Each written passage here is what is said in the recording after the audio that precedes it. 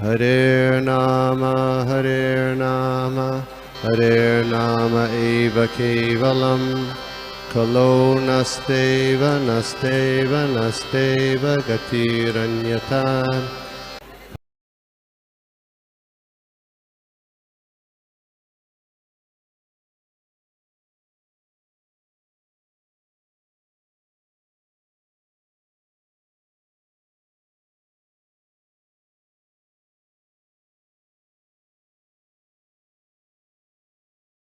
हरे कृष्णा। मेरा आवाज आ रहा है ना माता जी? जी प्रभु जी। ओके, धन्यवाद माता जी।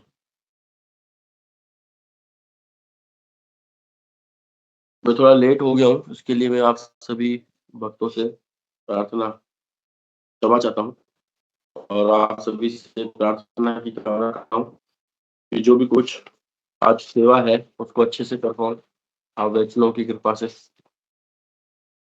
तो जैसा कि प्रभु जी हमें देते रहते हैं सेवा और हमारे ज्ञान का वर्धन होता है।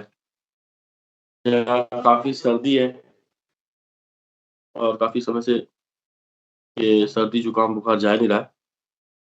फीवर तो नहीं है, लेकिन ठीक है, ये चलता है।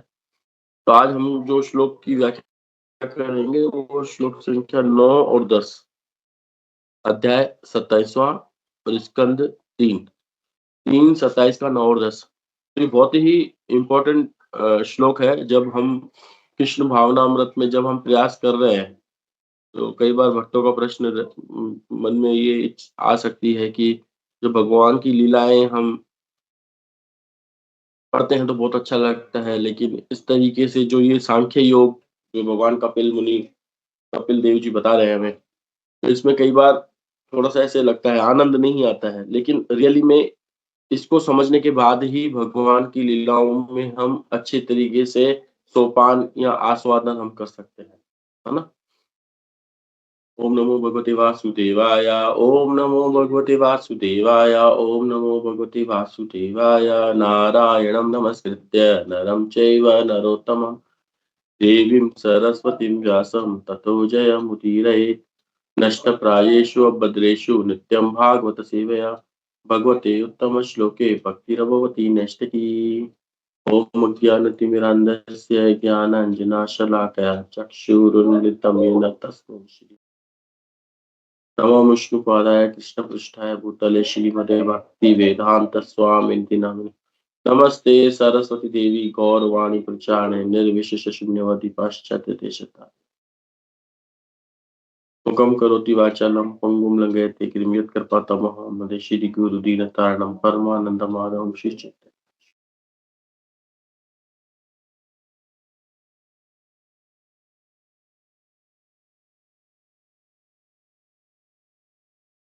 तो आज जो श्लोक संख्या 9 है वह है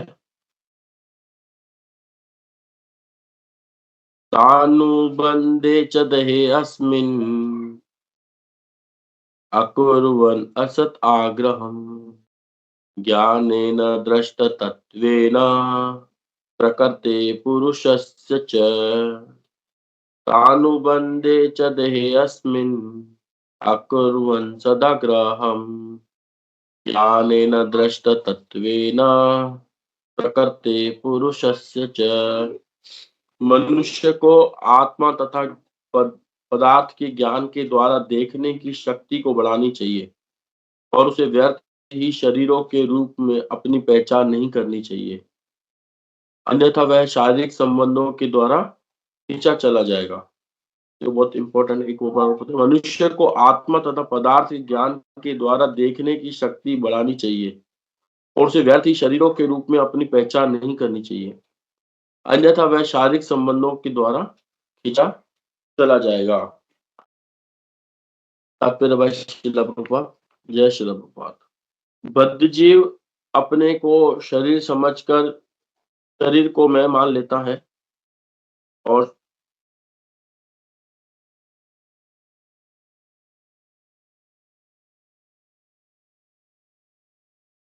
शरीर से संबंध रखने वाली किसी भी वस्तु को मेरी संस्कृत में इसे अहम ममता कहते हैं और यह समस्त बुद्धिजीव का मूल कारण है।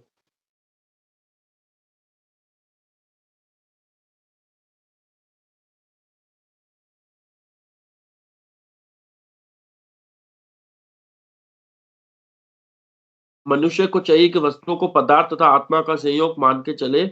उसे पदार्थ की प्रकृति तथा आत्मा की प्रकृति में अंतर करना चाहिए और उसकी असली पहचान पदार्थ के साथ न होकर आत्मा के साथ होनी चाहिए। इस ज्ञान से उसे भ्रांत देहात्म बुद्धि से बचना चाहिए।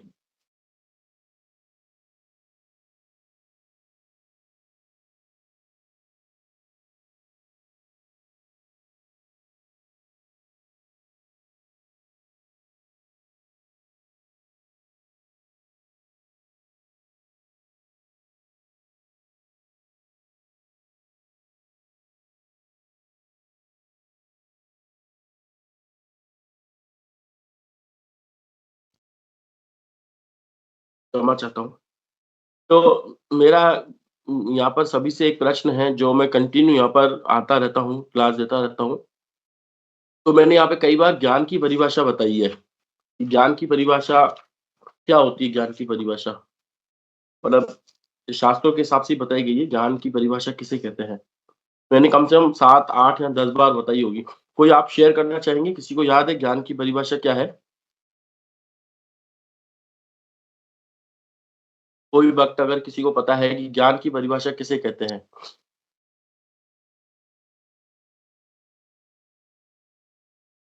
यस माता जी प्लीज़ बताइए। कौन किनका हरे कृष्णा प्रभु, सुनाई दे रहा है आपको?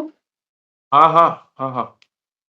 Prabhu, understanding the difference between the body and the soul and knowing the constitutional position of the soul is knowledge. Matter and spirit के बीच में जो अंतर है उसको समझना and then understanding the controller of both the matter and spirit. This is my understanding, Prabhu. Hare Krishna. बहुत बहुत अच्छा है।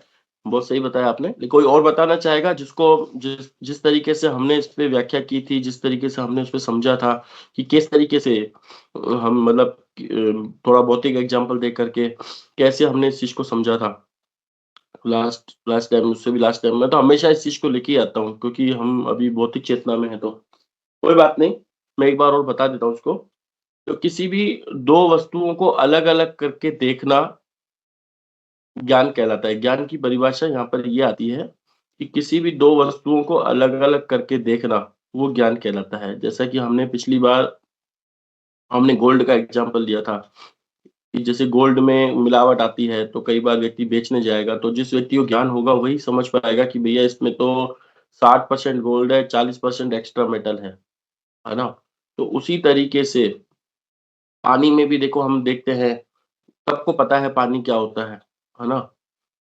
पूरी रिक्शा चलाने वाले को बाहर जो बैठे हैं जिनको बिल्कुल भी ज्ञान नहीं होता, उनको पता है पानी क्या होता है क्योंकि उनकी ज़रूरत रहती है वो।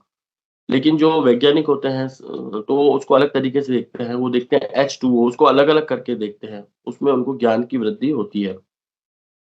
उसी तरीके से यहाँ पर जो जैसे माताजी ने बताया बहुत उत्तर सही दिया था कि 2 वस्तुओं को अलग-अलग करके जब कोई व्यक्ति देखता है तो वो ज्ञान ज्ञान की दृष्टि होती है। तो इसी तरीके से वैदिक साहित्य में जब हम मनुष्य के अंदर बैठी हुई चेतना और मनुष्य जो पदार्थ का बना हुआ है, मनुष्य का जो शरीर, जो पदार्थ का बना हुआ है, उसको और अंदर बैठी हुई आत्मा को जो व्यक्ति अलग-अलग करके देखता है, वह ज्ञानी कहलाता है। और ज्ञान की परिभाषा भी यही है। ज्ञान और ज्ञानी, ज्ञानी कौन है? ज्ञानी वो नहीं है जिसको पूरी संसार का पता है कि कैसे ऑपरेशन होता है, कैसे हवाई जहाज़ चलता है, कैसे ट्रेन भागती है, कैसे बड़ी-बड़ी गाड़ियाँ बनती हैं, कैसे बड़ी-बड़ी फैक्ट्रियाँ चलती हैं, है ना? ये हम इसको ज्ञान कहेंगे लेकिन ये अविद्या है। मतलब इस जगत में भले इसको हम विद्या कहेंगे लेकिन ये अविद्या है। तो 3 प्रकार की विद्याएँ होती हैं अविद्या, विद्या और पराविद्या। तो अभी देखो मैंने एक एक कुछ शेयर करना है मेरे को, मैंने अभी बनाया है उसको, तो इसको किस तरीके से यहाँ पे शेयर कर सकते हैं हम?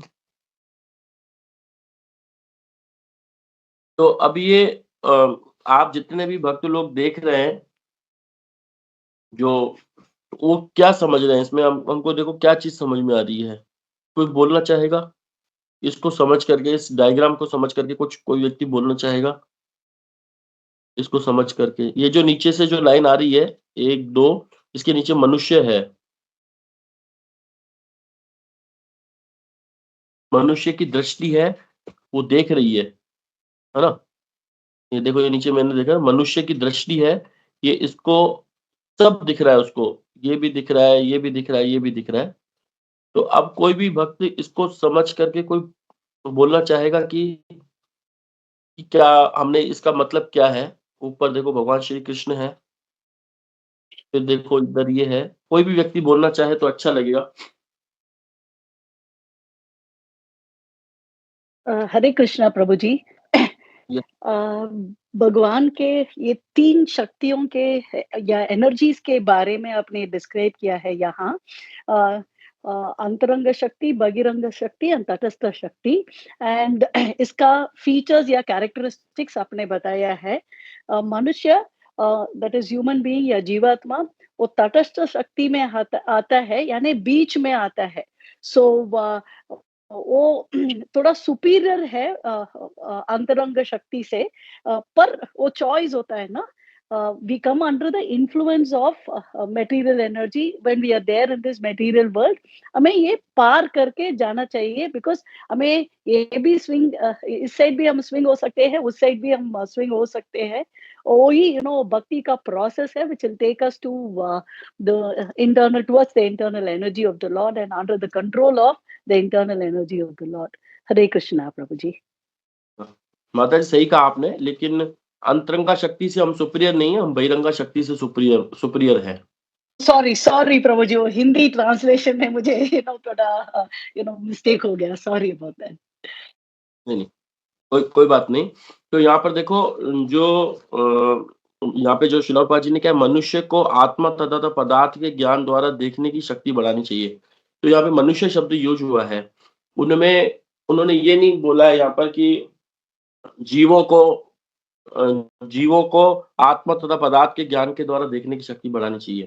तो अभी हम इस पे भी आएंगे, लेकिन ये जो हमने बनाया है, ये ऐसा बनाया है कि भगवान श्री कृष्ण की मुख्यतः 3 शक्तियाँ रहती हैं, अंतरंगा शक्ति, तटस्थ शक्ति और बहिरंगा शक्ति।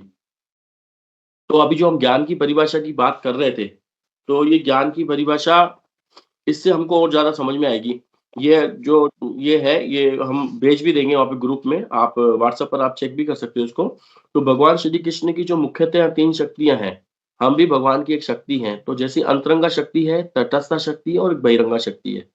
तो जो अंतरंगा शक्ति है, वो सच्चिदानंद है, और भगवान श्री कृष्ण स्वयं सच्चिदानंद है। हम बोलते हैं ना, ईश्वर परम कृष्णा सच्चिदानंद विग्रह, है ना? तो वैसे ही अंतरंगा शक्ति भी सच्चिदानंद है। तो सत्य चित्त आनंद, तो सत्य को संदिनी शक्ति के द्वारा, और चित्त को संवित शक्ति के द्वारा, और आनंद को हिलादिनी शक्ति के द्वारा ये रहती है। और जो हम तटस्थ शक्ति है, तो हम भी मूल रूप से भगवान के जैसे ही हैं, सत्य चित्त और आनंद के बने हुए हैं, है ना? और जो भगवान की एक अन्य शक्ति है, जो भगवान बताते हैं, भूमि रपन लो वायु खम मनो बुद्धि एवच, अहंकार इतियम भिन्ना प्रकृति अष्टधा। ये श्लोक भगवत गीता का है। उसमें भगवान श्री कृष्ण अपनी परा प्रकृति का बताते हैं। कौन सी परा प्रकृति होती है? बहिरंगा शक्ति। तो वो जो बहिरंगा शक्ति होती है, वो 24 तत्वों की बनी हुई है, 24 तत्व उसमें होते हैं।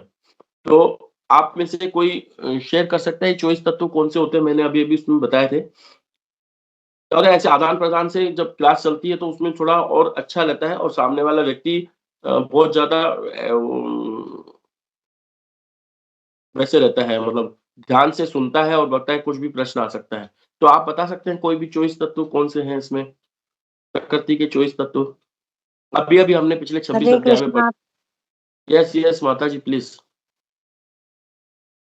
पंचेंद्रिय, ज्ञानेन्द्रिय, और पंचेंद्रिय, ज्ञानेन्द्रिय, और ये 4 मन, चित्त, बुद्धि और सही है। और कोई बताना चाहेंगे? माता जी ने अच्छा बताया, और भी कोई और अच्छे से कोई बताना चाहेंगे? ये जो बहिरंगा शक्ति के जो 24 तत्व जो अभी-अभी हमने 26 अध्याय में पढ़े थे, वो कौन-कौन से हैं?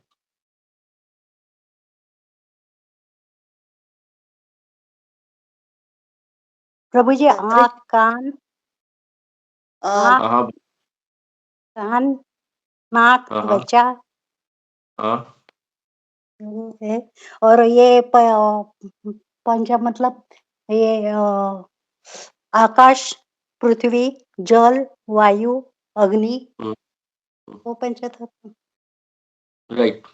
पृथ्वी, जल, अग्नि, वायु, आकाश और 5 इंद्रियों का आपने बता दिया और 5 कर्मेंद्रियों के बारे में और उनके विषय जो ज्ञानेंद्रिय हैं, उनके विषयों के बारे में कोई है, बता सकता है?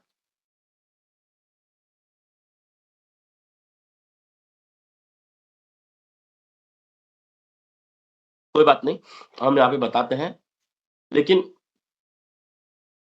एक चीज़ का ध्यान रखना, कोई भी भक्त जो भी हैं, वो अगर जिस तरीके से अभी ये हमारे प्रभु जी इतना बड़ा ये प्रोग्राम चलाते हैं, तो ये प्रचार तभी होगा सनातन संस्कृति का, प्रभुपाद जी का, जब हम उसको ध्यानपूर्वक सुन के किसी और को सुनाएँगे।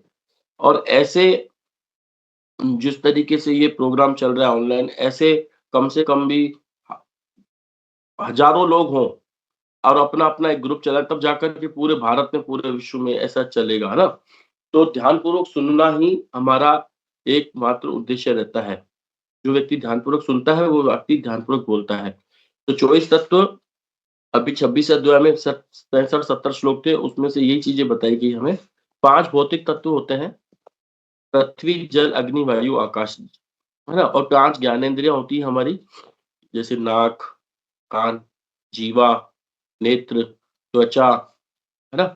ऐसे करके और 5 उनके विषय होते हैं, रूप, गंध, स्वाद, स्पर्श, ऐसे करके 5 हमारी ये ज्ञानेंद्रियों के विषय रहते हैं। 5 कर्मेंद्रियाँ होती हैं हमारी, हाथ, पैर, जीवा, गुदा, जनेंद्रिय और इनमें 3 मन, बुद्धि, अहंकार, है ना? मन, बुद्धि और अहंकार, ये 3 होते हैं और एक इसमें होती है चेतना, कलुषित चेतना। एक होती है शुद्ध चेतना, जो आत्मा की होती है, लेकिन जैसे ही वो कलुषित हो जाती है, तभी वो भौतिक संसार में गिरती है। इन ये 24 तत्व, अब कोई व्यक्ति अगर केवल इन 24 तत्वों के भीतर ही सब कुछ जानता है, वो केवल इन 24 तत्वों के भीतर ही सब जानता है, उसी के अंदर पढ़ाई-लिखाई कर रहा है, इसके बाहर कुछ नहीं समझ रहा है, तो वो अज्ञान ही कहलाएगा। तो जब आप कभी हम बाहर जाएँ और किसी बहुत बड़े ऐसे व्यक्ति को देखें जिसने बहुत बड़ी कंपनी सँभाल रखी है, मान लो, है ना? या कोई वैज्ञानिक भी है मान लो, जो चंद्रमा तक, सूर्य तक जाके आ सकता है ना? उसके पास और बहुत अच्छी-अच्छी तरह भाषा में बात कर रहा है, बहुत टेक्निकल तरीके से वो कुछ लोग बातें कर रहे हों, है ना? कभी-कभी हम बड़े ऑफ़िस में जाते हैं या कभी-कभी हम बड़ी सोसाइटी में जाते हैं, हम देखते हैं कि कुछ लोग बड़े बड़े अच्छे से बातें करते रहते हैं।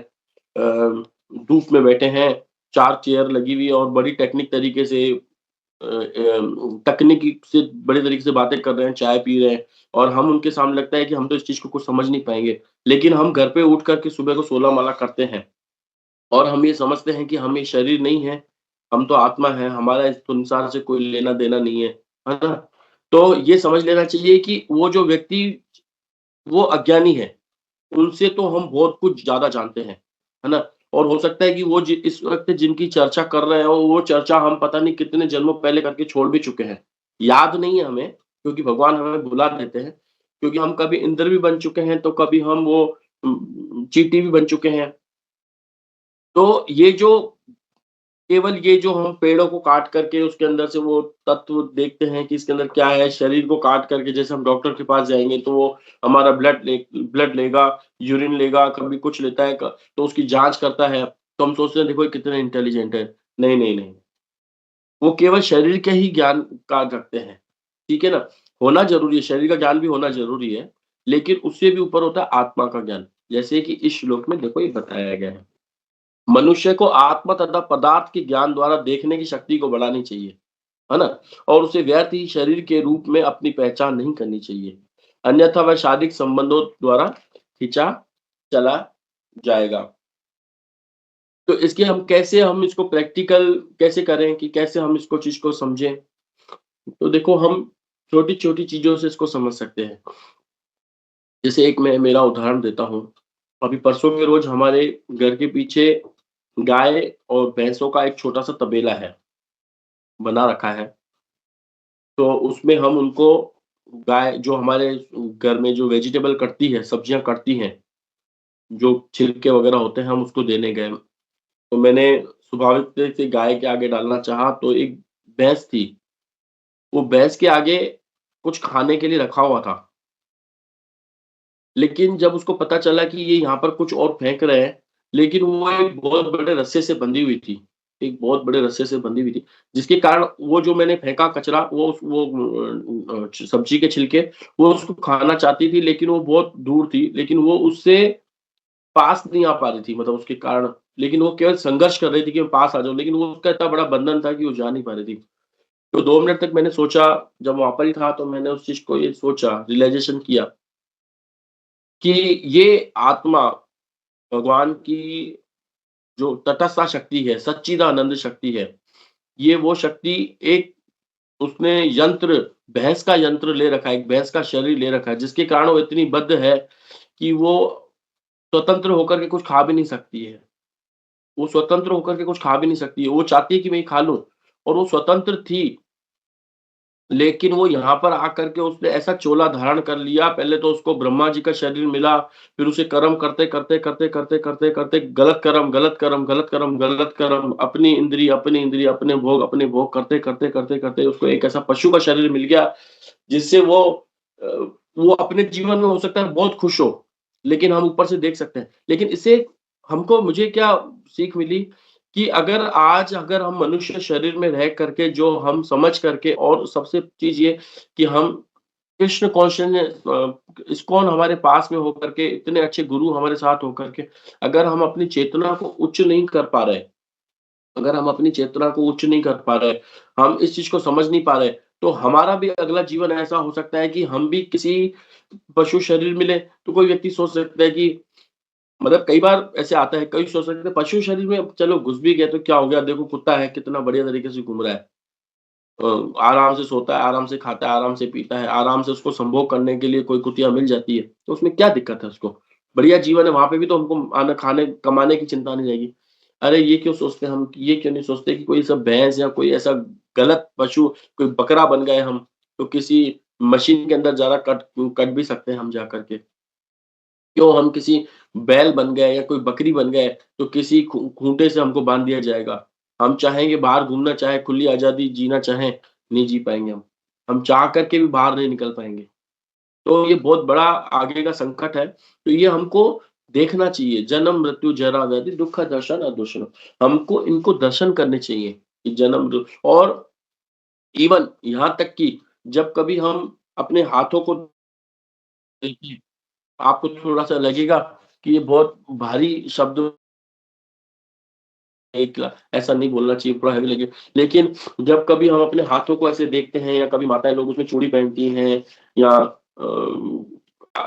कभी क्रीम-व्रीम लगाना पड़ता है हमें, तो लगाना चाहिए क्रीम। सर्दियाँ हैं तो सूखती है त्वचा, लगाती है। लेकिन उस वक़्त रियलाइज़ेशन कैसा आना चाहिए? उस वक़्त रियलाइज़ेशन ये आना चाहिए कि इसको मैं सजा तो खूब रहा हूँ, इनको मैं खूब सजा रहा हूँ, लेकिन जाएगा तो एक दिन ये शरीर अग्नि के उसमें, एक दिन अग्नि में ये शरीर जलता रहेगा, और कोई इसको कुछ नहीं कर पाएगा, कोई इसको बचा नहीं पाएगा।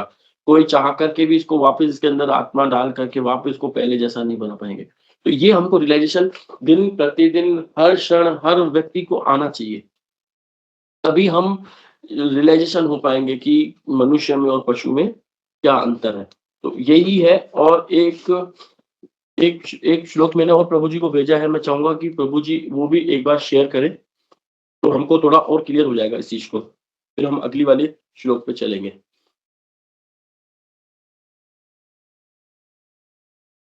देखिए, आहार, निद्रा, व्ययमैथुनं च सामान्यते पशुभिः नराणां धर्मो हि तेषाम् अधिकः विशेषो धर्मेण हीना पशुभिः समानः। तो मेरा एक प्रश्न है आप सबसे, क्या आप बता सकते हैं कि मनुष्य में और पशु में क्या अंतर है? कोई भी एक व्यक्ति बता सकता है, मनुष्य में और पशु में क्या अंतर है?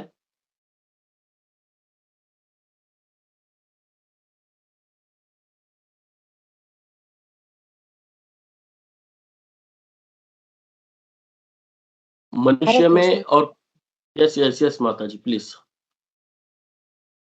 उनको बुद्धि नहीं होती है, मनुष्य में बुद्धि होती है। मनुष्य भगवान का नाम ले सकते हैं, कुछ भी कर सकते हैं। पशु नहीं हाँ, कर सकते। राइट, राइट, हरे राइट। कृष्ण। हरे कृष्णा। तो आपका बहुत अच्छा उत्तर है कि मनुष्य में बुद्धि होती है और पशुओं में बुद्धि नहीं होती है। लेकिन हमको हमारे जो हमने सीनियर से सुना है, तो वो बताते हैं कि पशुओं में भी बुद्धि बहुत होती है। पशुओं में बुद्धि बहुत होती है। वो इस तरीके से उदाहरण देते हैं कि जब हमारे घर पे बिल्ली दूध पी जाती है, तो कितनी चतुरता से, वो कितने बुद्धि से, कितना चारों तरफ नज़र लगा कर के, किस तरीके से ध्यान दे कर के वो आती है। 4 लोग अंदर बैठे हो तो उनको पता नहीं चलता है कि कब वो अंदर घुसी, कितने दबे पाँवों से अंदर आती है और अपना दूध चट करके चल जाती है। बहुत बुद्धि होती है, मनुष्य से भी ज़्यादा उनके अंदर बराबर हम कह सकते हैं।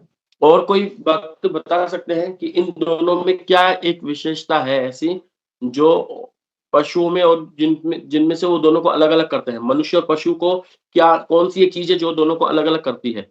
कौन-सी एक ऐसी चीज़ है जो दोनों को अलग-अलग करती है? कोई भी अपना हरे कृष्ण प्रभु बता। जी। यस प्रभु जी, माता जी प्लीज़। मनुष्य में आत्म साक्षात्कार करने की क्षमता है। आत्म साक्षात्कार करने की इच्छा होती है। सही है, बहुत सही बताया आपने। लेकिन वो गोपी मनोहर प्रभु बताना चाहते हैं, लेकिन वो तो उनको तो सारा शास्त्र ज्ञान सब उनको ऑलरेडी सब पता ही है। लेकिन फिर भी प्रभु जी बताएँगे तो अच्छा रहेगा। कितने रेज़ हैंड हुआ था? हरे कृष्णा प्रभु।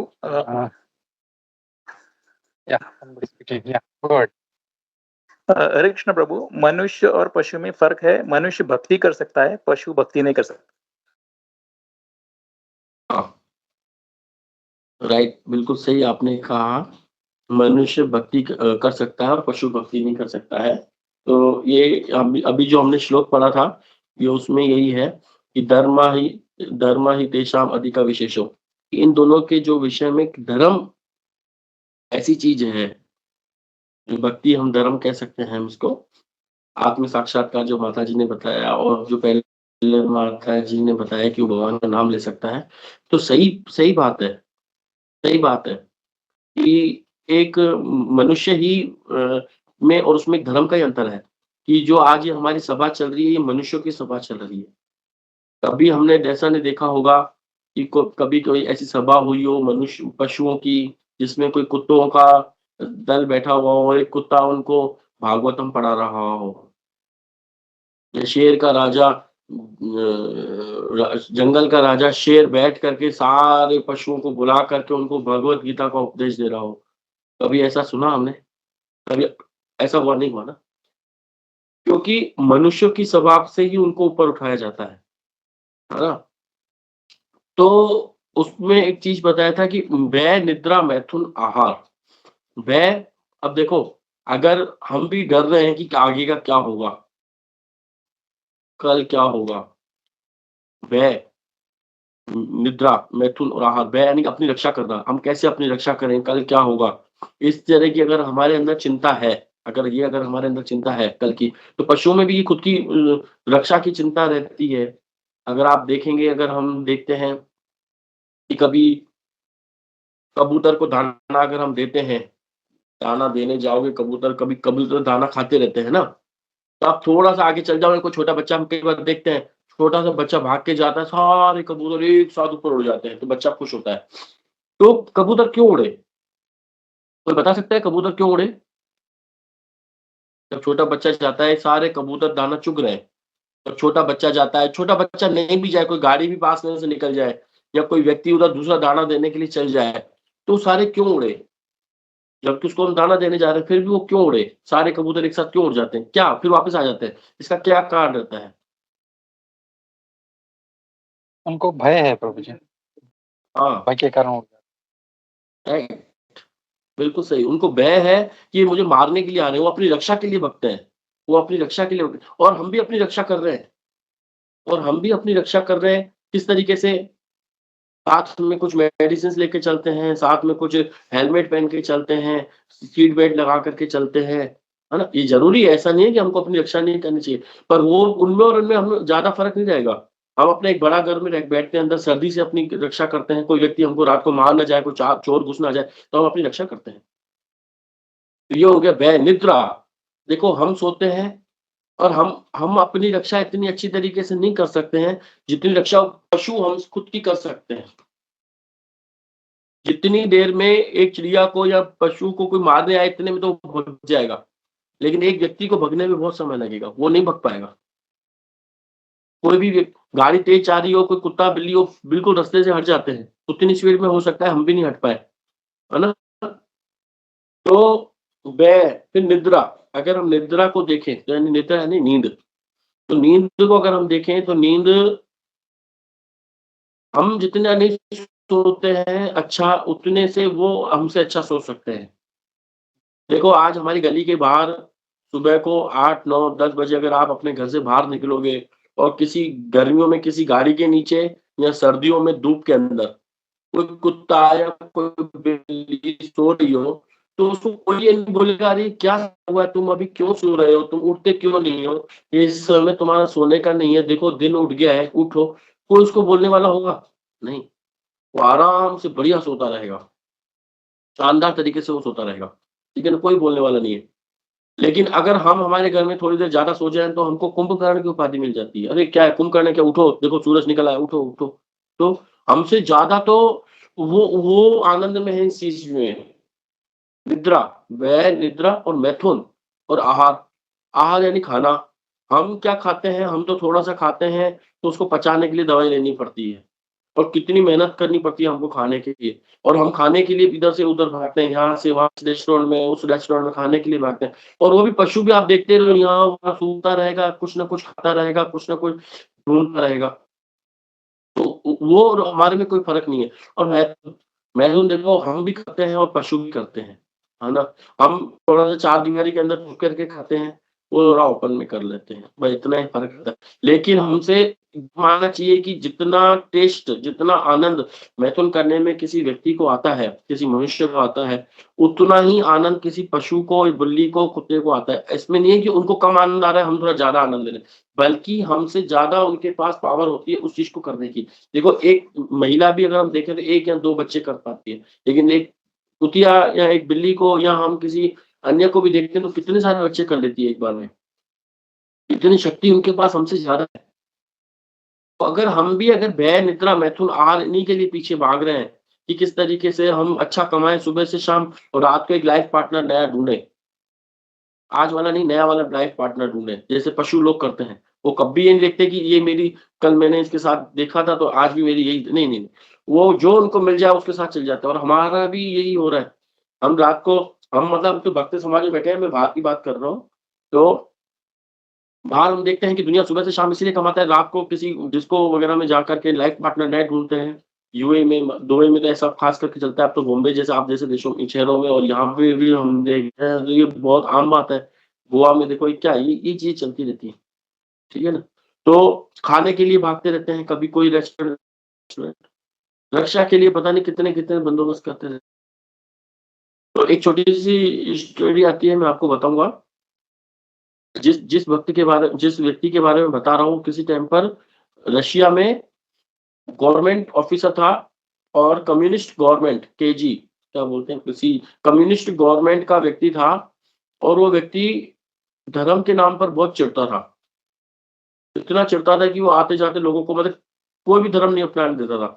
और कहीं बच्चे खेल रहे हैं गाँव में, तो घोड़ों से जाता, कोई बच्चा बीच में आ गया तो कोई उसके अंदर दया भाव नहीं था। उसके अंदर कोई दया भाव नहीं था कि बच्चा आके मर गया, नहीं। मेरे को पावर मिली है, मैं जो करूँगा वो करूँगा। और जहाँ वो जाता था लोग डर के भाग जाते थे, इतना खूंखार व्यक्ति था वो। वो व्यक्ति एक दिन ट्रेन में चढ़ा, तो ट्रेन में जब वो व्यक्ति चढ़ा तो सब लोग डर गए।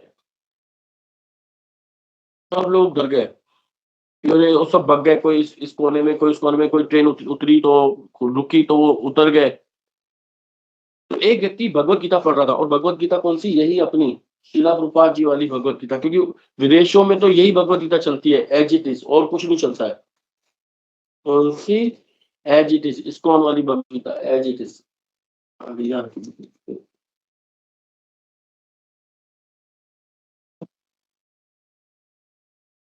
इस्कॉन वाली भगवत गीता आती है, सबके पास होगी, आप सबके पास होगी। वो पढ़ रहा था, और जब वो सब लोग डर के भाग के उतर गए, तो उस व्यक्ति को आश्चर्य हुआ कि ये डरा नहीं मुझसे, ये व्यक्ति डरा नहीं उससे, और ये चुपचाप से एक पुस्तक पढ़ रहा है। तो उस खूंखार व्यक्ति ने उसको बोला, क्या तुम मुझसे डरते नहीं हो? तुमको पता है मैं कितने मर्डर कर चुका हूँ, कितने लोगों को मार चुका हूँ, मैं तुम्हें भी मार सकता हूँ। तो उस लड़के ने, जो लड़का था, उस लड़के ने भगवत गीता को ऐसे पढ़ रहा था, और उसने ऐसे किया और कहा कि तुम मुझे नहीं मार सकते। तो बोले, मेरे हाथ में पिस्टल है, तुम देख लो, और मैं तुम्हें अब भी मार सकता हूँ। वो लड़का दोबारा ये बोला कि तुम मुझे नहीं मार सकते, और उसको बहुत गुस्सा आया, और उसने उसकी भगवत गीता को यूँ उठा करके, पिस्टल से उठा करके ऊपर फेंक दिया। वो लड़का उस पुस्तक को उठाई और उसी व्यक्ति के हाथ में दे करके उतर गया गाड़ी से, और बोला, तुम मुझे, फिर भी जाते-जाते बोला कि तुम मुझे नहीं मार सकते, क्योंकि मैं शरीर नहीं, मैं आत्मा हूँ।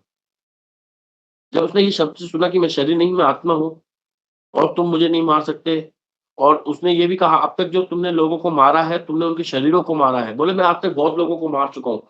बोले, तुमने जितनों को भी मारा है, उनके शरीरों को मारा है, उनको उनको नहीं मारा आपने। तो जब उसने ये पहली बार जीवन में ऐसे शब्द सुने कि मैंने आज तक किसी को नहीं मारा, फिर वो आज तक क्या था? और ये लड़का बोल रहा है, तुम मुझे नहीं मार सकते, आत्मा हूँ, ये क्या है? और भगवत गीता उसके हाथ में देकर के चले गए। वो भगवत गीता पढ़ते, पढ़ते, पढ़ते, पढ़ते इतना शुद्ध हो गया उसके अंदर, भगवत गीता पढ़ने से उसको रियलाइज़ेशन आ गया कि यार मैंने आज तक क्या किया? और वो इस्कॉन में फिर जुड़ा, और वो इस्कॉन का सन्यासी बना, और वो सन्यासी आज भी है, नाम बताया नहीं मेरे को, जिस भक्त ने ये स्टोरी बताई उस सन्यासी का नाम नहीं बताया। बोले, जब वो मुझे मायापुर में मिले, तो मायापुर में जब हम परिक्रमा करते हैं, नवद्वीप परिक्रमा जब होती है, तो हमको एक वो मच्छर दानी दी जाती है, जिसके कारण हम मच्छरों से बच सकें। मच्छर की दानी ऊपर करने, लेकिन उस सन्यासी ने मच्छरदानी नहीं लगा रखी थी, तो उसमें काफ़ी सारे मच्छर आकर के उसके हाथ पर उसको परेशान कर रहे थे, ब्लड पी रहे थे। तो एक भक्त ने पूछा कि आप इतना परेशान हो रहे हो कि ये आपके हाथ से मच्छर आकर के ब्लड, आप मच्छरदानी क्यों लगा देते हो? तो उसने बताया कि मैंने इतना पाप किया है, इतना पाप किया है, इतना पाप किया है कि मेरी ये सज़ा कभी कम नहीं हो पाएगी। तो मैं चाहता हूँ कि ये मच्छर आकर के जो मेरे लोगों का खून निकाले हैं, तो कुछ ये मच्छर आकर के भी मेरा खून निकालें। तो मुझे एहसास हो कि मैंने लोगों को कितना कष्ट दिया है। तो इस कहानी का हमारा बताने का क्या उद्देश्य था? हमारा कहानी का ये बताने का, ये इस कहानी नहीं है, ये बिल्कुल रियल है। इस्कॉन में कई घटनाएँ ऐसी घटी हैं लोगों के साथ। तो यहाँ पर ये बताने का अर्थ ये था कि किस तरीके से रियलाइज़ेशन आता है, आत्मा का रियलाइज़ेशन आता है, किस वक़्त आ सकता है। तो हमें छोटी-छोटी चीज़ों पर ये व्यय, निद्रा, मैथुन, आहार केवल हम इसी में पड़े रहते हैं, है ना? केवल अपने आप को सुखी करने के लिए। लेकिन इससे भी ऊपर अगर हम पशुओं में और मनुष्य में यही अंतर रहता है कि हम भगवान की तरफ मुड़े, हम भगवान की तरफ देखना है। इसका इस संसार से कोई सरोकार नहीं है। हम बने ही नहीं है। हमारा जो शिला प्रभुपाद जी बताते हैं कौन से वाले में, पहले स्कंद के जब हम वो पढ़ेंगे, भीष्म पितामह की जब स्तुति आती है, तो उसमें तात्पर्य में शिला प्रभुपाद जी लिखते हैं कि हमारा निर्माण इस तरीके से किया गया है कि हम भगवान की सेवा कर सकें, हम भोग नहीं कर सकें, लेकिन हमारा निर्माण इस तरीके से किया गया है। तो यहाँ पर ये चीज़ बताने का था कि मनुष्य में ये जो ये महाभारत से श्लोक लिया गया है कि धर्म ऐशाम ही अधिक विशेषो, कि धर्म ही एक ऐसी अधिक विशेषता है एक मनुष्य में और पशु में, जो पशुओं को और मनुष्य को अलग-अलग करता है। तो अब हम, बहुत ज़्यादा समय हो चुका है, मैं 5-10 मिनट में इस श्लोक को खत्म कर देता हूँ।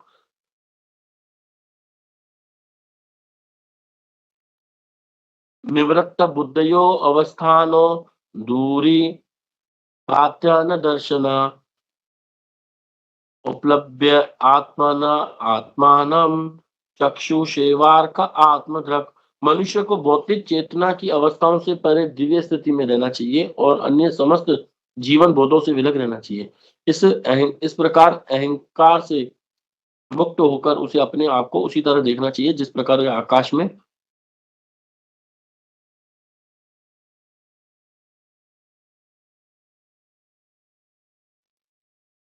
भौतिक जीवन बोध के अधिक चेतना 3 अवस्थाओं में कार्य करती है। जब हम जागृत रहते हैं तो चेतना एक विशिष्ट प्रकार से कार्य करती है, जब सुप्त रहते हैं तो दूसरे प्रकार से कार्य करती है और प्रगाढ़ निद्रा में सोते हैं तो चेतना एक अन्य ढंग से कार्य करती है। कृष्ण भावना भावित होने के लिए मनुष्य को चेतना की इन अवस्थाओं से पार चले जाना होता है। हमारी वर्तमान चेतना को पूर्ण पुरुषोत्तम भगवान कृष्ण की चेतना के भक्ति के अतिरिक्त अन्य समस्त जीवन बोधों से मुक्त होना चाहिए। यह दूरी वातायन दर्शन कहलाता है, जिसका भाव यह है कि जब उसे पूर्ण कृष्ण चेतना भक्ति प्राप्त हो जाती है तो उसे कृष्ण के अतिरिक्त कुछ नहीं दिखता। चैतन्य चरितामृत में कहा गया है कि पूर्ण भक्त अनेक चर तथा अचर पदार्थ देखता है, किंतु उन सबों में वह कृष्ण की शक्ति को कार्यशील पाता है। जो ही वह कृष्ण की शक्ति का स्मरण करता है त्यों ही उसे कृष्ण का साकार रूप याद हो जाता है। अतः वह सारे अवलोकनों में कृष्ण को ही देखता है। ब्रह्म संहिता में कहा गया है कि जब मनुष्य की आंखों में कृष्ण प्रेम का अंजन लगा रहता है, प्रेमांजन छुरित भक्ति विलोचन संत सदैव हृदयेषु विलोकयन्ति, तो उसे सदा भीतर बाहर कृष्ण के दर्शन होते हैं।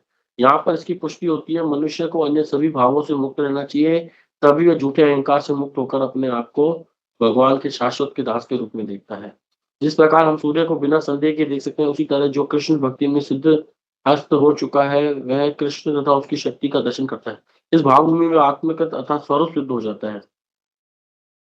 जब आत्मा के साथ शरीर की पहचान का अहंकार दूर हो जाता है तो वास्तविक जीवन दृष्टि दिखलाई पड़ती है। अतः इंद्रियां भी शुद्ध हो जाती हैं। इंद्रियों के शुद्ध होने पर ही भगवान की असली सेवा प्रारंभ हो जाती है। मनुष्य को चाहिए कि इंद्रियों के कार्यों को बंद न करे, अपितु शरीर के अहंकार को दूर करे, तब इंद्रियां स्वतः शुद्ध हो जाएंगी और शुद्ध इंद्रियों से ही असली भक्ति की जा सकती है। जल्दी बता रहे हैं क्योंकि समय बहुत ज्यादा हो चुका है। करना चाहिए और अन्य समस्त जीवन से विलग रहना चाहिए। इस प्रकार अहंकार से मुक्त होकर उसे अपने आप को उसी तरह देखना चाहिए जिस प्रकार आकाश में सूर्य को देखता है। तो इसमें जो चेतना के बारे में बताया गया है इस श्लोक में और इंद्रियों को शुद्ध करने के बारे में बताया गया है, तो चेतना 5 प्रकार की होती है। तो 5 प्रकार की चेतनाओं में हम देख सकते हैं कि जो आनंद में चेतना है उस चेतना के अधिकारी हैं हम, लेकिन अभी हम उस अधिकार में नहीं है क्योंकि हम अपनी चेतना से नीचे गिर चुके हैं। कलुषित चेतना है अभी हमारे। तो प्राण में चेतना 5 प्रकार की चेतनाओं को किस तरह से विस्तारित किया गया। जीवों में 5 प्रकार की चेतना होती है। तो पहली चेतना कौन सी होती है? प्राण में चेतना। मतलब व्यक्ति के अंदर केवल प्राण दिखेंगे हमको, प्राण में चेतना है उसके अंदर कुछ करने की शक्ति नहीं होती। जैसे वृक्ष होते हैं, कुछ जीव आपको ऐसे दिखेंगे जो हिल भी नहीं पाएंगे, डुल भी नहीं पाएंगे, फिर वहीं के वहीं बैठे रहेंगे, उनको प्राण में चेतना में कहते हैं। वृक्ष आदि वो उनके अंदर प्राण होता है, वो ऊपर दिखते हैं बढ़ते हुए, लेकिन धीरे धीरे बहुत ज्यादा उनके अंदर कुछ एक्शन का रिएक्शन नहीं होता है। कुछ उनको आप बोल दो तो उनको कुछ फर्क नहीं पड़ेगा, ठीक है ना। वो प्राण में चेतना होती है। और एक होती है अन्न में चेतना। तो अन्न में चेतना होती है पशुओं की, प्राण में चेतना होती है वृक्ष की, है ना। अब हम इसमें बहुत ज्यादा डिटेल में नहीं जाएंगे क्योंकि समय का अभाव है, नहीं तो हम कभी इस पर अलग से बहुत अच्छे से चर्चा कर सकते हैं। अन्न में चेतना होती है जैसे कि पशुओं की, और प्राण में चेतना जैसे हमने वृक्षों की बताई। और जो नवजात शिशु होता है, जो अभी जन्म ही जिसने लिया है, उसको उसके अंदर जो चेतना होती है प्राण में चेतना होती है, उसके अंदर केवल प्राण रहते हैं, है ना। और अन्न में चेतना पशुओं की होती है। जैसे पशु होते हैं ना, उनके अंदर अन्न में चेतना रहती है। वो देखो आप कहीं भी जाओगे, कुत्ता बिल्ली भैंस गाय होती है, ये सब कुछ ना कुछ खाने के लिए ढूंढते रहेंगे। उनके अंदर बस कुछ ना कुछ खाने के लिए उनको चाहिए, ठीक है। उनके बस उनको खाने के अलावा, तभी हमको खाने से ऊपर उठना चाहिए। गांधी जी बोलते थे कई लोग जीने के लिए खाते हैं, कई लोग खाने के लिए जीते हैं। तो हमें जीने के लिए खाना चाहिए, खाने के लिए नहीं जीना चाहिए हमें। हाँ, तो अन्न में चेतना होती है। अन्न में चेतना में देखता हम छोटे बच्चे होते हैं और उसको कुछ पता नहीं रहता, वो कुछ भी उठा के मुंह में डाल देता है। उसको खिलौना भी दोगे तो सीधा मुंह में डालेगा पहले। आप उसके हाथ में पैसा भी दोगे ना, 10 का नोट दोगे, 100 का नोट दोगे, तो उसको कोई मतलब नहीं, 100 का नोट क्या है, वो सीधे मुँह में डालेगा। तभी लोग बोलते हैं पैसा खराब कर देगा, बच्चे से ले लो, मुँह में डाल देगा। तो हम छोटे बच्चों की प्राण में अन्न में चेतना रहती है। उसके बाद वो ज्ञान में चेतना में आता है, सही गलत पहचान में होती है, वो जिज्ञासा करता है, मम्मी क्या है? मम्मी हम वहाँ क्यों जा रहे हैं? मम्मी ये ट्रेन क्यों रुकी है? मम्मी हम अभी कितनी देर में हम नानी के घर पहुँचेंगे? मम्मी आज लाइट क्यों बंद हो गई है? उसके अंदर ज्ञान की चेतना रहती है। अभी हमारे अंदर भी जैसे ज्ञान में चेतना, जिज्ञासा जिसको हम कहते हैं, उसके बाद विज्ञान में चेतना, उसी को प्रयोग करके देखना चाहेगा। उसके बाद आनंद में चेतना, आनंद में चेतना का मतलब होता है कि वो हर चीज़ में आनंद चाहता है। तो वो आनंद में चेतना कैसे मिलती है? इसको पूर्ण विकसित चेतना भी कहते हैं और विज्ञान में को विकसित चेतना कहते हैं। तो पूर्ण विकसित चेतना तब होती है जब हम अपनी संबंध भगवान श्री कृष्ण के साथ जोड़ते हैं और उनकी भक्ति में लगते हैं। मॉर्निंग में भागवतम पढ़ते हैं, सुबह को उठ के अपनी 16 माला जप करते हैं और अपने अध्ययन करते हैं, अपना स्वाध्याय करते हैं। पुस्तकों को उठा के पढ़ते हैं, तब हम आनंदमय वाली चेतना में पहुँचते हैं। तब हम कृष्ण की पूतना वध या श्री कृष्ण भगवान नरसिंह अवतार की हिरण्यकशिपु का वध, जब हम ये पढ़ेंगे लीला को, तब हम उसमें और ज़्यादा आनंद ले पाएँगे, जब हम इस आनंदमय चेतना में पहुँचेंगे। अभी हमारी अन्नमय चेतना है और कलयुग में तो अन्नमय चेतना है ही है, क्योंकि पहले तो लोग अस्थि में चेतना होती थी, तो केवल हड्डी भी रहेगी हमारे शरीर के अंदर जब तक हम जीवित रहेंगे। और उसके बाद मांस का आता था कि मांस शरीर में जब तक है, जब तक हम जीवित रहेंगे। लेकिन अब तो हमारा कलयुग का शरीर इतना ढीला-ढाला हो गया है, इतना वो हो गया है, हिरण्यकशिपु के अंदर तो कितनी बड़ी चेतना थी, केवल अस्थियाँ रह गई थी। शिव भी जब आप पड़े होंगे, उसने 36,000 साल तक तपस्या की, तो शरीर भी खत्म हो गया था। आँखें-वाँखें सब खत्म, ये केवल अस्थियाँ-अस्थियाँ रह गई थी, तब भी उसके प्राण उसके अंदर टिके हुए थे। लेकिन कलयुग में क्या है? कलयुग में अन्नमय चेतना पर हम बहुत ज़्यादा आधारित हैं। सुबह को अगर हम नहीं खाएँ तो हमारी गैस की प्रॉब्लम हो जाएगी, सर दर्द चालू हो जाएगा, थोड़ा-सा नहीं खाएँ तो रात को नींद नहीं आएगी। तो मतलब अन्न जब तक पेट में जाएगा, तब तक हम रहेंगे सही। मतलब पेट के अंदर अन्न है, तब तक हम जीवित हैं, जैसे पेट में से अन्न नहीं है तो हम मर जाएँगे। तो अभी कई बार बाकी लोग बताते हैं कि जब हम कुछ भी थोड़ा 1 घंटा, 2 घंटे भी लेट हो जाते हैं खाने में, जिनकी एज ज़्यादा हो चुकी है, जैसे 40, 50, 60 साल, अगर उनको समय से खाना नहीं मिलता तो उनके हाथ-पैर ऐसे दूधने लगते हैं। मतलब कुछ ना कुछ चाहिए तुरंत खाने के लिए दो, तब जाके सही चलता है। हम पेड़ों-पौधों में भी देखते हैं, जब हम पानी डालते हैं, अगर 2-3 दिन पानी नहीं डालो तो उनकी पत्तियाँ मुरझा जाती हैं, ऐसे हो जाती हैं। लेकिन थोड़ी देर पानी डालो वापस सही हो जाती है। तो वैसे हमारे शरीर में जब हम अन्न जाता है, तो हम बिल्कुल नॉर्मल चलते हैं। अभी 10 बज गए तो हमको कुछ खाने के लिए चाहिए ही चाहिए, नहीं नहीं खाएँगे तो हमारा सर दर्द, माइग्रेन वगैरह की प्रॉब्लम हो जाएगी, गैस की प्रॉब्लम हो जाएगी। तो यहाँ पर मैं अपनी वाणी को यहीं विराम देता हूँ। मैंने काफ़ी समय लिया, एक तो आया भी लेट हूँ, उसके लिए भी क्षमा, और इस टॉपिक को थोड़ा ज़्यादा समझाना था, उसके लिए ज़्यादा समय लिया, उसके लिए भी मैं आपसे क्षमा चाहता हूँ। और धन्यवाद देना चाहता हूँ पूज्य गोपी मनोहर प्रभु जी को, जो मुझे इस सेवा में लगाते हैं। बहुत-बहुत धन्यवाद आप सभी का। हरे कृष्णा। और जो भी भक्त लोग हैं, जो इस पे अपने कमेंट्स लिख के आए हैं या कुछ बोलना चाहते हैं, तो प्लीज़ बोल सकते हैं। हरे कृष्णा। किसी का कोई प्रश्न है तो भी हम ले सकते हैं।